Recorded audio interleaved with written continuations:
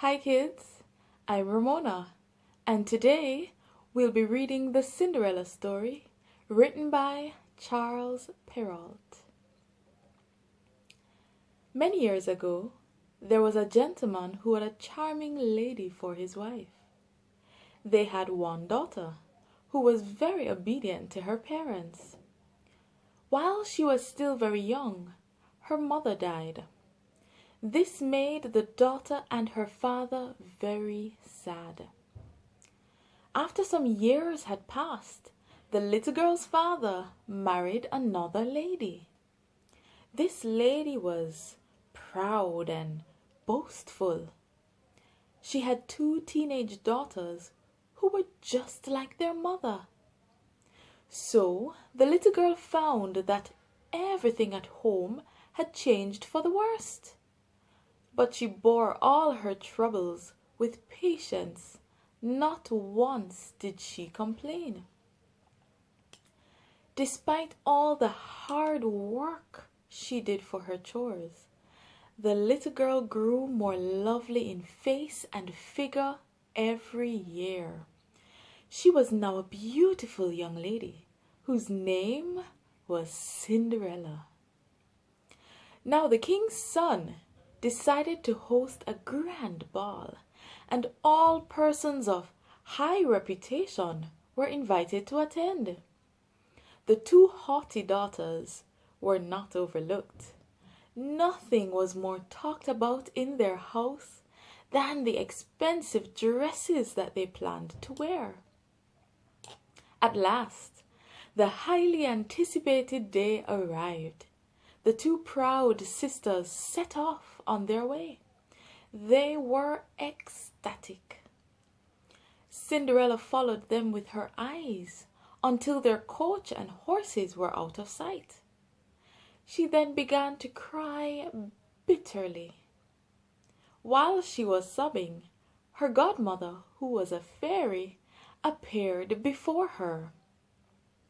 "Cinderella," said the fairy, "I am your godmother, and for the sake of your dear mother, I am come to cheer you up. Dry your tears.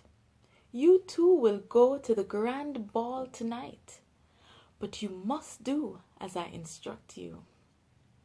Go into the garden and bring me a pumpkin." Cinderella brought the finest one that was there. Her godmother scooped out the inside of it very quickly, and then she struck it with her wand, upon which it was changed into a beautiful carriage. Afterwards, her godmother peeped into a mousetrap in the house, where she found 6 mice. She tapped them gently with her wand, and each mouse became an elegant horse. When she looked in the rat trap, there were 2 large rats. One of these she turned into a coachman, who would drive all the horses forward in unison. The other rat she turned into a postilion, a person who guides the horses in the direction they should go. The godmother then told Cinderella to go into the garden and search for half a dozen lizards. When Cinderella brought them, her godmother changed them into 6 footmen, dressed in expensive suits. They would open and close the door for Cinderella and attend to all her needs along the journey. When all these things were done, the kind godmother touched Cinderella with her wand. This changed her worn-out clothes into a beautiful ball dress embroidered with pearls and silver. She then gave Cinderella a pair of glass shoes that were made from the most delicate glass. It was silky smooth and very sophisticated. When Cinderella was now dressed and ready, her godmother ushered her into the splendid carriage, giving her one warning. Cinderella must leave the grand ball before midnight. On Cinderella's arrival at the ball, her beauty struck everyone present with wonder. The gallant prince greeted her and welcomed her into the ballroom. The king and the queen were enchanted by her beauty. The prince then led her to the dinner table. He was so enamored by his newest guest that he ate nothing for himself. While Cinderella was seated in the dining hall, she heard the clock strike 11:45 p.m. She got up to leave, and the prince urged her to accept his invitation to attend his second ball the following evening. When Cinderella arrived home, her godmother praised her for being so punctual and agreed to let her go to the ball the following evening. Although she was obviously tired, Cinderella's sisters showed her no pity. They teased her with glowing accounts of the splendid ball they had just left, and spoke particularly about the beautiful princess. Cinderella was delighted to hear this, and asked them the name of the princess, but they replied saying that nobody knew her. They praised the princess so much that Cinderella said to them she would like to go to the ball to see the princess. This brought out the mean streak in her sisters even more.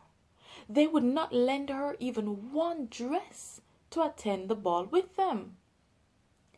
The next evening, the sisters went to the ball, but so did Cinderella.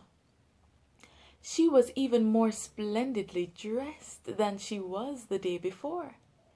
She really enjoyed herself. As the time neared midnight, she became so occupied with a story that the prince was telling her that she did not hear the bell on the clock, which indicated the time. To her alarm, she heard the clock strike 12 midnight. She turned and ran from the ballroom as fast as she could. When the bell stopped ringing, her coach changed into a pumpkin, the horses to mice, the coachman and the postilion to rats, the footmen to lizards, and Cinderella's beautiful dress became her shabby clothes once more. She ran out from the ballroom so fast that one of her glass shoes slipped off her foot. She ran all the way home. When she reached home, she was out of breath, and she had lost all her fairy godmother's gifts, except for the other foot of her glass shoes. When her sisters arrived after the ball, they spoke in awe about the unknown princess. They told Cinderella about the little glass shoe that she had dropped, and how the prince knelt and picked it up. In that moment, everyone looking on knew that the prince was determined to find out who the unknown princess was that was wearing the shoe. A few days later, a royal proclamation was announced that the king's son would marry the young lady whose foot would fit into the glass shoe perfectly. This proclamation was sensational. Ladies of all statuses in life were permitted to try on the shoe, but it was to no avail. By this time, Cinderella said to her sisters, "Let me try. Perhaps the shoe would fit me." Oh, this vexed her sisters greatly. To their astonishment, Cinderella took out the other foot of the glass shoe from her pocket. At that moment, her godmother appeared before them. She touched Cinderella's clothes with her wand. Her sisters realized that Cinderella was the beautiful princess that they saw at the ball. They threw themselves to her feet and begged her forgiveness. A short time afterwards, Cinderella was married to the prince. This made everyone in the kingdom extremely happy. The end. If you were Cinderella, would you forgive your sisters?